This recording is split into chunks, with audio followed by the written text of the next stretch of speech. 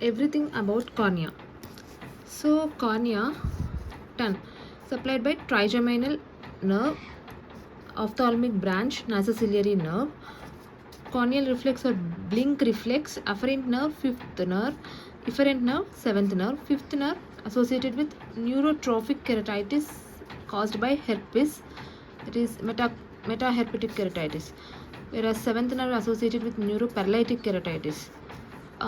Seventh nerve supplies the orbicularis oculi. Even in Bell's palsy, there is lag of thalamus due to this orbicularis oculi palsy. So, corneal blink reflex is absent in herpes, diabetes, leprosy, HDL. So, coming to the layers of the cornea, there are 6 layers of the cornea: epithelial, Bowman's, stroma, duas, decimates, and endothelium.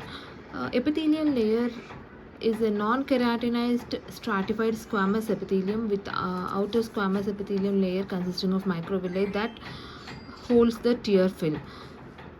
Bowman's layer, it is not a true Bowman's layer. It is past negative, periodic acid shift negative.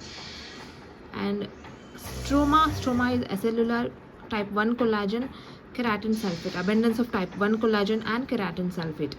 Duas layer is the strongest layer and thinnest layer, whereas stroma is the thickest layer.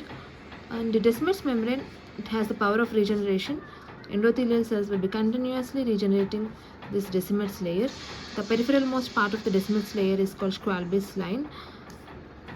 And endothelial layer is the metabolically active layer of the cornea. It maintains the transparency due to presence of tight junctions in between the corneal endothelial cells. Endothelial cells count can be recognized using specular microscopy. Normal count 2400 to 3000. If it is greater than 500 and less than 2400, compensatory mechanisms play into role, that is there will be increase in the size, and if it is less than 500, there will be decompensatory mechanisms causing hazy cornea.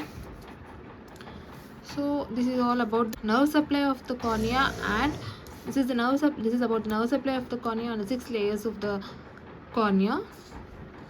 Coming to the Bowman's layer is not a true Bowman's layer. It is acellular. There is a net trauma that pierces through the Bowman's layer. There will be scar formation. Nebula, macula, and leucoma. Nebula, macula, and leukomatous. Nebular is the faintest scar. Maximum visual disturbance is seen. Irregular astigmatism, causing irregular astigmatism. Maximum vision loss is obviously leukomatous opacity of the cornea.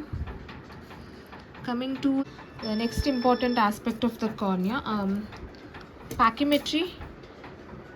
Pachymetry gives corneal thickness. Keratometry, corneal curvature. Topography, corneal surface.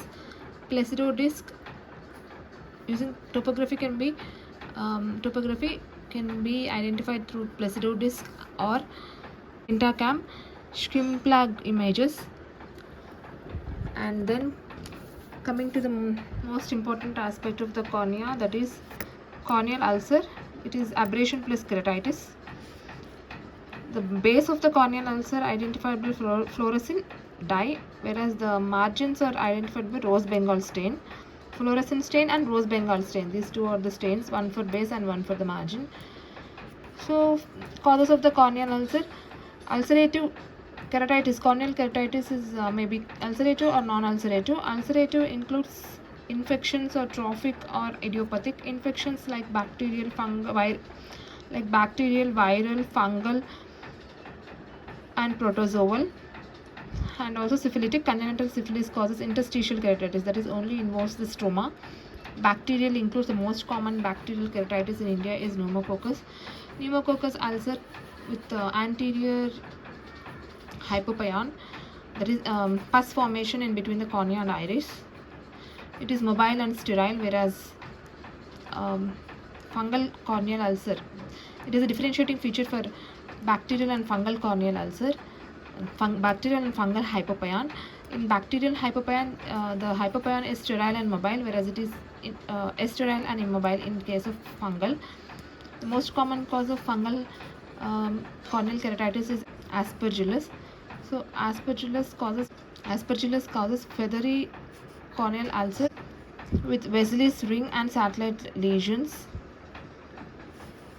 Vegetative matter trauma is the most important cause. Actually, there will be no symptoms, only plenty of signs like feathery ulcer, Wesley's ring, and satellite lesions are present here. Coming to the herpes syphilitic, coming to the viral keratitis, herpes causes 6 types of corneal keratitis. These 3 are appear in a sequential pattern. Number 1, superficial punctate keratitis. If untreated, goes to dendritic ulcer. If untreated, goes to geographical ulcer. These 3 are epithelial corneal ulcers. So in epithelial corneal ulcers, anywhere in the eye, steroids are contraindicated because steroids causes thinning of the epithelium. That's why it impairs the healing.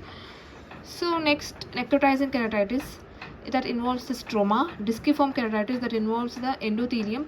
Both necrotizing keratitis and disciform keratitis can be treated with topical steroids and oral acyclovir. Disciform keratitis or endothelial keratitis is a type 4 hypersensitivity reaction. And number 6 is the metaherpetic keratitis. Metaherpetic keratitis is due to 5th cranial nerve palsy. There is corneal anesthesia, neurotrophic ulcers are formed. And coming to the protozoal keratitis, acanthamoeba is the most common cause of protozoal keratitis. There will be pseudodendritic ulcers, ring abscess is seen, and radial keratitis is seen. Contact lens where contact lens uses plus dirty water means you are using. It is usually seen in contact lens uses where dirty water is used to clean the contact lens. Severe pain is seen here. Diagnosis is NNA agar with E. coli, and treatment includes chlorhexidine. These are all the corneal ulcers that is of infective origin, whereas trophic ulcers like neuroparalytic 7th cranial nerve leads to exposure keratitis, and idiopathic includes Moran's ulcer, non-ulcerative superficial punctate keratitis, and photophthalmia. So anywhere in the bacterial keratitis, anywhere in the ulcer, first scrapings are taken using number 15 blade, and then further staining or culture can be done. Anywhere ulcer involving epithelium of the cornea, steroids are contraindicated. Deeper ulcers can be given topical steroids like necrotizing keratitis, disciform keratitis, and all.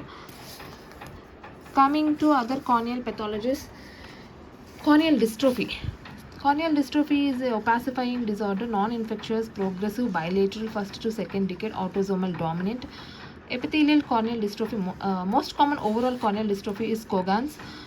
Usually it is autosomal dominant. When it occurs as X-linked, then it is Lisch corneal dystrophy. Lattice corneal dystrophy, amyloid deposition in the cornea, diagnosed by Congo red stain. Granular corneal dystrophy, hyaline deposition, diagnosed by Masson trichrome stain. Macular dystrophy is the least common one. Fuchs endothelial corneal dystrophy, there will be corneal guttata, and congenital corneal dystrophies are autosomal recessive. Coming to the keratoconus, Munson's sign, Rizzuti sign, oil droplet sign on ophthalmoscopy, scissoring sign on retinoscopy, Vogt's triad, Fleisch's ring, rigid contact lens is the treatment. Intact intracorneal stromal implants are given. Keratoplasty and C3 are corneal collagen cross-linking using riboflavin and ultraviolet A. Then comes perilimbal opaque ring, arcus senilis, deposition of lipids, lucid interval of Vogt between the limbus and the ring. There will be a clear zone of cornea. Band-shaped keratopathy, B for Bowman's, seen in Bowman's layer, calcium deposits. As usual, anywhere calcium deposition is seen, treatment is chelation with EDTA.